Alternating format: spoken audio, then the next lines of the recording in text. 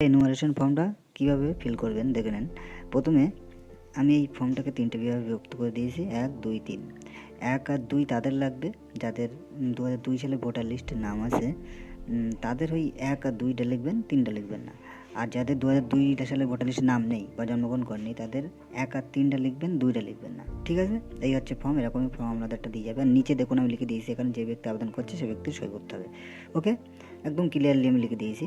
আর এই ফর্মটা fill up করার সময় আপনারা এই 2002 সালে ভোটার লিস্টটা অবশ্যই পাশে রাখবেন। ঠিক আছে, দেখুন এই ফর্মটার জন্য আমি একটা ডেমো ফর্ম নিয়েছি যাতে বোঝানোর জন্য কোথায় কী করে লিখবেন। দেখুন অ্যানেক্সার 3 নিচে আপনার ফটোটা লিখবেন। আর এখানে একটা জিনিস মাথায় রাখবেন যে আপনার এই যে ডেট অফ বার্থ, আধার নম্বরগুলো আপনারা ইংরেজি নম্বর দিয়ে লিখবেন।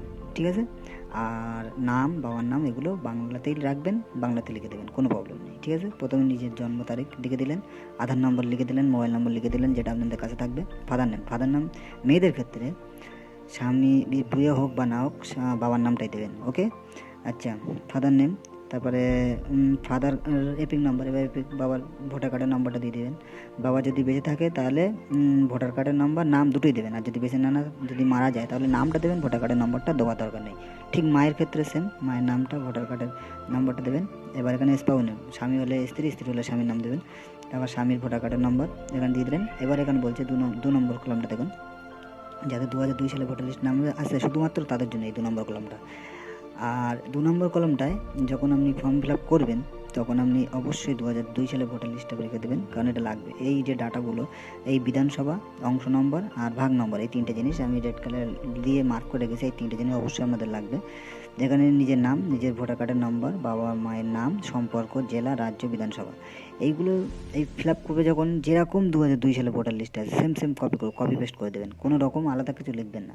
এটা 2002 সালে যেভাবেই আছে সেই ডিটেলসটা এখানে ফিল করবেন। ঠিক আছে, এবার বিধানসভা নম্বর, বুথ নম্বর, সিরিয়াল নম্বর। দেখুন বিধানসভা নম্বর, এসি নম্বর, দেখুন এখানে লেখা আছে 90/62। তাহলে আপনাদের ক্ষেত্রে যে বিধানসভা নম্বরটা থাকবে সেটা দিয়ে দেবেন। বুথ নম্বর, পার্ট নম্বর, এখানে অংশ যেটা সেটা পার্ট নম্বর দিয়ে দিলেন। আর নেক্সট সিরিয়াল নাম্বারটা দেখুন, এই যে ভাগ নম্বরটা আছে এটা সিরিয়াল নাম্বার সেই নাম্বার দিয়ে দিলেন। 2 নম্বরটা কমপ্লিট হয়ে গেল। তাহলে দেখুন যাদের 2002 সালে ভোটার লিস্টে নাম নেই বা যাদের তখন বয়স হয়নি তাদের ক্ষেত্রে 3 নম্বরটা ফিল আপ করতে হবে। তাহলে তাদের ক্ষেত্রে 1 আর 3 করবেন, 2 করবেন না। ঠিক আছে, 3-এর ক্ষেত্রে দেখুন বাবার নাম, বাবার ভোটার কার্ডের নাম সেম যা ছিল তাই। তারপর হচ্ছে সম্পর্ক, জেলার নাম, তারপরে এখানে হচ্ছে রাজ্যের নাম, বিধানসভার নাম, বিধানসভা নম্বর যেভাবে দেখিয়েছি আগে ওখান থেকে বিধানসভা নম্বরটা নিয়ে নেবেন। তো এই বিধানসভা নম্বর এই 62-এর আগে 90 যেটা লেখা আছে আপনাদের ক্ষেত্রে নাম্বারটা হবে পার্ট নম্বর, সিরিয়াল নাম্বার। ওকে, নিচে সই করে জমা দিয়ে দেবেন, ব্যাস কমপ্লিট।